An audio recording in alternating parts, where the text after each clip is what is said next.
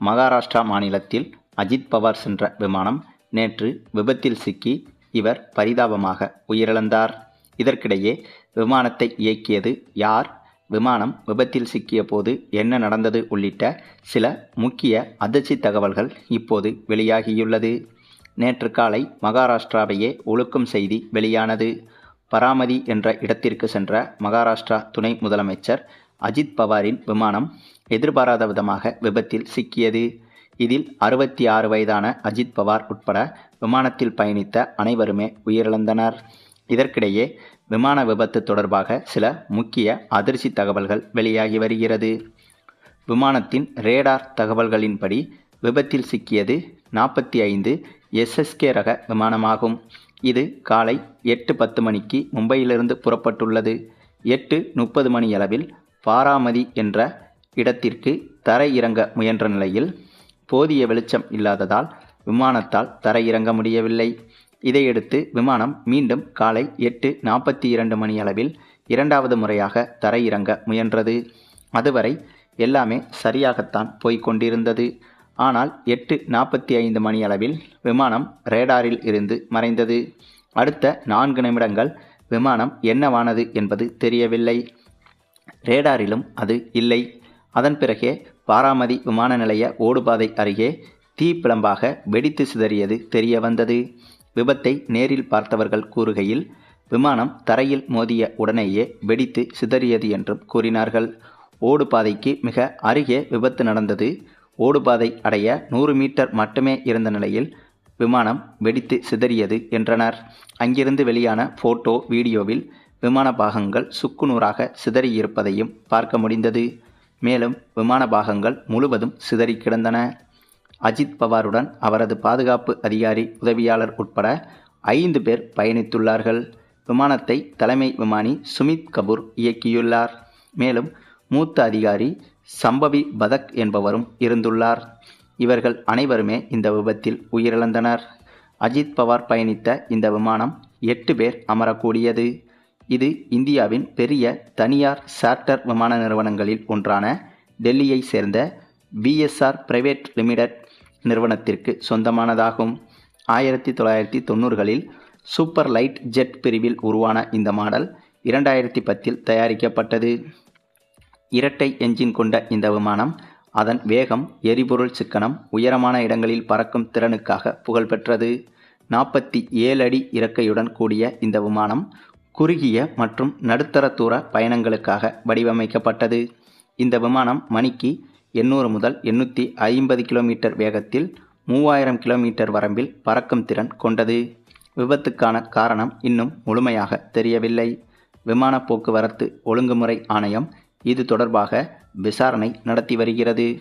எனினும் மோசமான வெளிச்சமே விபத்துக்கு காரணமாக இருக்கலாம் எனவும் சொல்லப்படுகிறது. இது தொடர்பாக BSR விமான நிறுவனத்தின் தரப்பு கூறுகையில் இந்த விமானம் 100% பாதுகாப்பானது என்றும் விமானக்குழுவினர் மிகவும் அனுபவம் வாய்ந்தவர்கள் என்றும் மோசமான வெளிச்சமே இந்த விபத்துக்கு காரணமாக இருக்கலாம் என்றும் விமானத்தை தயாரித்த நிறுவனம் தரப்பினர் கூறுகின்றனர். இதற்கிடையே சம்பவ இடத்திற்கு விரைந்த விமான விபத்து விசாரணை அதிகாரிகள் விபத்துக்குள்ளான விமானத்தின் பாகங்கள், விமான டேட்டா மற்றும் அதில் உள்ள சில பதிவுகள் ஆகியவற்றை சேகரிக்கும் பணிகளில் இறங்கிவிட்டனர். மேலும் இப்படியாக அஜித் பவாரின் விபத்து மிகப்பெரிய சர்ச்சையை ஏற்படுத்தி வரும் இந்த நிலையில் தற்போது இதில் அரசியல் காரணங்கள் ஏதேனும் இருக்கிறதா என்ற கோணத்திலும் விசாரணை நடைபெற்று வருகிறது. குறிப்பாக அஜித் பவாரின் இறப்பு என்பது எந்த கட்சிக்கு சாதகமாக இருக்கும் என்ற கோணத்திலும் இந்த விசாரணை நடைபெற்று வருகிறது. என்னதான் தற்போது இது இயற்கையான விபத்து என்று கூறி வந்தாலும் இதில் உள்ள மிகப்பெரிய சந்தேகம் என்னவென்றால் இந்த விமானம் மிகவும் பாதுகாப்பான விமானம் என்பதும் குறிப்பிடத்தக்கது. அதே சமயம் இந்த விமானத்தை இயக்கிய அதிகாரிகளும் விமானம் ஓட்டுவதில் தலைமைத்துவம் வாய்ந்த அதிகாரிகளாவார். அப்படி இருக்கும்போது இந்த விமானம் போதிய வெளிச்சம் இல்லாததால் விபத்துக்குள்ளாகி இருக்கிறது என்ற ஒரு காரணம் சிலரால் ஏற்றுக்கொள்ளும்படி இல்லை. அந்த ஒரு காரணத்தால் தான் இதை வேறொரு கோணங்களிலும் விசாரணையை நடத்தி வருகிறார்கள் சம்பந்தப்பட்ட அதிகாரிகள். அதே சமயம் மகாராஷ்டிராவில் துணை முதல்வராக இருக்கும் இவர் இப்போது திடீரென மரணம் அடைந்திருப்பதால் இது பாஜகவுக்குத்தான் முக்கிய லாபமாக தெரிகிறது. இதை இப்படியாக ஒருவர் மீது பழி போடும் வகையில் யோசிக்கக்கூடாது என்றாலும் கூட விசாரணை அதிகாரிகள் இப்படியாகவும் விசாரணையை நடத்தி வருகின்றனர் என்பதும் குறிப்பிடத்தக்கது. ஏனென்றால் மகாராஷ்டிராவில் மீண்டும் பாஜகவின் ஆட்சி வருவதற்கு அதிக வாய்ப்புகள் இருப்பதாக கருத்து கணிப்புகள் கூறி வருகிறது. ஆகவே மகாராஷ்டிராவில் பாஜக இன்னும் பலமாகத்தான் இருக்கிறது. ஆகவே அஜித் பவார் இருந்தால் கூட அது பாஜகவின் வெற்றியை அடுத்தடுத்த தேர்தலில் பாதிக்காது. ஆனால் இவரது பதவி என்பது பாஜகவுக்கு கடந்த சில நாட்களாக நெருக்கடிகள் தந்ததாகவும் அரசியல் வட்டாரங்களில் பேசப்பட்டு வந்தது. இந்த நிலையில்தான் இவரின் மரணம் என்பது இயற்கையாகவே நிகழ்ந்ததா அல்லது பாஜகவின் சில ஏவல்களால் நிகழ்த்தப்பட்டதா என்ற விசாரணைகளும் நடந்து வருகிறது. ஆக மொத்தம் இந்தியாவில் மிக முக்கிய தலைவரான ஒருவரை நாம் இழந்துவிட்டோம் என்பது மிகவும் துயரமான செய்திதான். அதே சமயம் இந்த விபத்துக்கு என்ன காரணம் என்பதை விரைவில் கண்டுபிடித்து அதற்கான விளக்கத்தையும் பொதுமக்களிடம் தெரிவிப்பது என்பது அதிகாரிகளின் கடமையாகும்.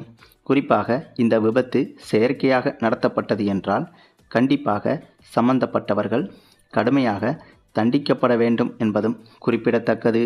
மேலும் இவரது விபத்து என்பது ஏற்கனவே முடிவு செய்யப்பட்டதா என்ற கேள்வியும் எழுந்துள்ளது. அதற்கு காரணம் இவர் இன்றைய தேதியில் இறப்பார் என்று ஜோதிடர் ஒருவர் ஏற்கனவே கூறியிருந்தார். விமான விபத்து மகாராஷ்டிராவில் மிகப்பெரிய சோகத்தை ஏற்படுத்தியது. இந்த நிலையில் அஜித் பவார் இறப்பு குறித்து ஜோதிடர் பிரசாந்த் கனி என்பவர் கடந்த ஆண்டு நவம்பர் மாதமே இதை கூறியிருந்தார். இது குறித்து தனது பழைய ட்வீட்டை தற்போது மேற்கோள் காட்டி ஜோதிடர் பிரசாந்த் இப்போது கூறியிருப்பதாவது: டிசம்பர் 2025 முதல் பிப்ரவரி 2026க்குள் ஒரு பிரபல அரசியல்வாதி இறப்பார் என நான் ஏற்கனவே கணித்திருந்தேன். தற்போது விமான விபத்தில் மகாராஷ்டிரா துணை முதல்வர் அஜித் பவார் உயிரிழந்துள்ளார் என குறிப்பிட்டிருக்கிறார் அந்த ஜோதிடர்.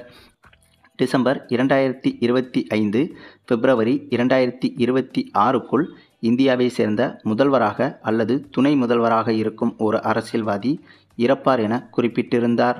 அதேபோல் பீகார் மாநிலத்தின் முதல்வராக இனி நிதிஷ்குமாரால் பதவியேற்க முடியாது என்பதையும் பிரசாந்த் ஜோதிடர் கணித்திருந்தார். அதுபோல் நடந்திருக்கிறது. மேலும் டெல்லி செங்கோட்டை அருகே மெட்ரோ ரயில் நிலையத்தில் நடந்த கார் குண்டுவெடிப்பு குறித்தும் இவர் ஏற்கனவே சரியாக கணித்திருந்தார். இந்த நிலையில்தான் அஜித் பவார் மரணத்தை தான் கணித்ததாக கூறும் ட்வீட்டிற்கு பலரும் ஜோதிடர் பிரசாந்துக்கு வாழ்த்துக்களையும் பலர் விமர்சனங்களையும் தெரிவித்து வருகின்றனர். அதே சமயம் அஜித் பவாரின் மரணத்தை இவர் முன்கூட்டி கணித்திருப்பதும் மிகப்பெரிய சர்ச்சையாக மாறியிருக்கிறது. ஏனென்றால் இந்த ஜோதிடர் பாஜகவுக்கு மிகவும் ஆதரவானவராவார் என்ற கருத்தும் நிலவி வருவதால் தற்போது அஜித் பவாரின் மரணத்திற்கும் பாஜகவிற்கும் ஏதேனும் சம்பந்தம் இருக்கிறதா என்ற கோணத்திலும் விசாரணை நடைபெற்று வருகிறது. சரி, நீங்கள் சொல்லுங்கள், அஜித் பவாரின் இந்த மரணம் என்பது செயற்கையானதா அல்லது இயற்கையானதா என்பதை பற்றி உங்களுடைய கருத்துக்களையும் கமெண்டில் தெரிவிங்க.